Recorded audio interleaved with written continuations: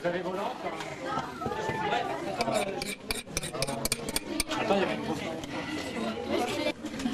Son père, habitué au décalage horaire de par sa fonction, ne perdit pas de temps, puisque marié sur le tard, il eut tôt fait d'engendrer une nombreuse descendance.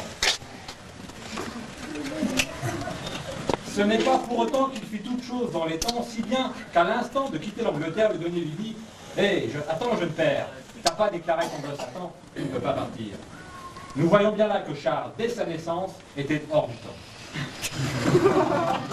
Pour ne pas perdre son temps, il développe deux grandes passions. Le sport automobile, ma voiture, rattraper le temps perdu, et la photographie. C'est de la mienne.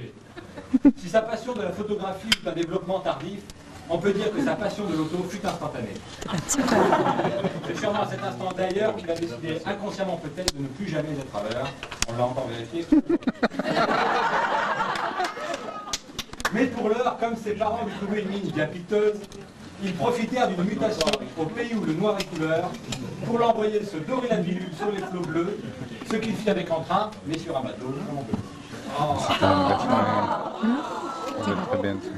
Arrivé à Lisbonne, il s'affuble du pseudonyme de Carlos et d'un costume couleur locale, noir et blanc par conséquent.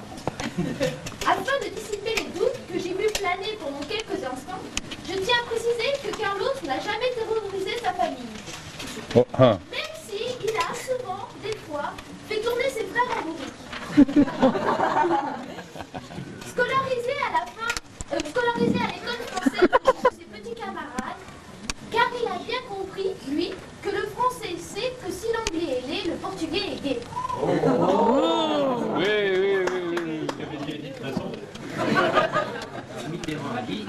Pendant 8 ans, cet enfant grandira au milieu de la végétation luxuriante des habitations portugaises et de rues d'abord de Chenonville, ce qui fera naître en lui cet amour immodéré de la campagne qui le poussera, bien plus tard, à devenir colleur d'affiches professionnel pendant les périodes électorales, pour découvrir son vrai pays, la Belgique.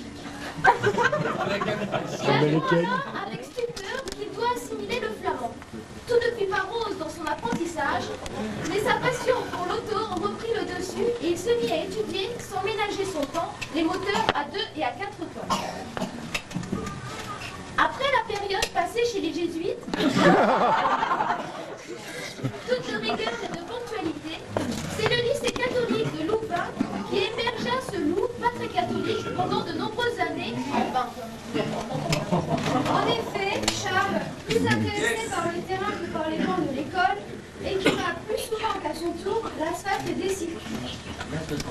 Rouler des mécaniques, aspirer des châssis,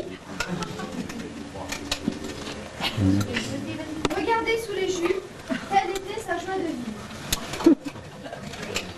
Il s'identifie même dans les soirs de beuverie à son illustre aîné. Il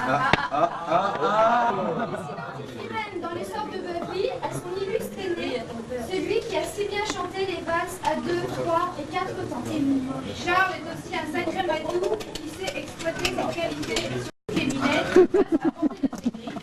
En particulier, ce clin d'œil ravageur qui permet aux dragueurs de se faire connaître avec une relative retenue et une certaine discrétion qu'on ne retrouve pas dans la main au panier.